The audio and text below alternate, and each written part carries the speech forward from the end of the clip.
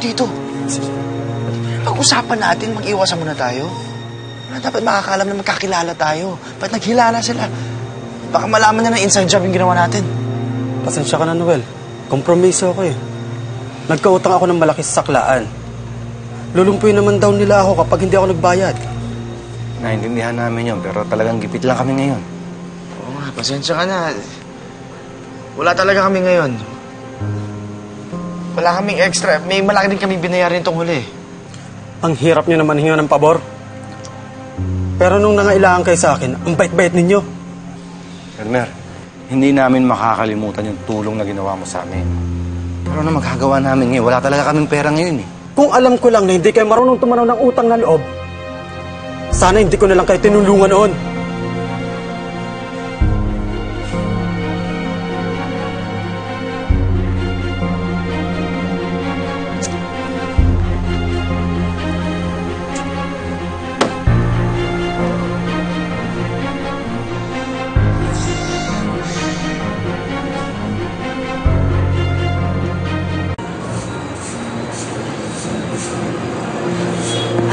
Good morning, Manong.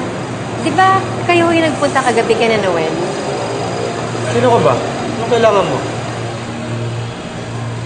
Ah, ikaw yung siyota ng kuripot na yon? Ikaw yung galing sa kulungan?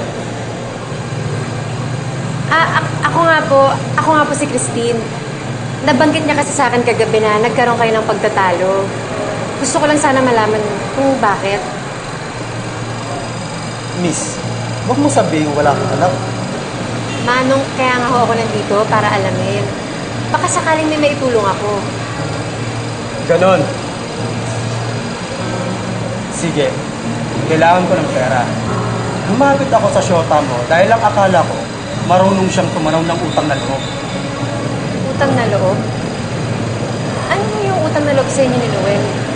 Hindi mo ba alam na ako ang tumulong kay Noel para nakawin ng ebidensya laban sa'yo? Kaya ka nakalaya ngayon.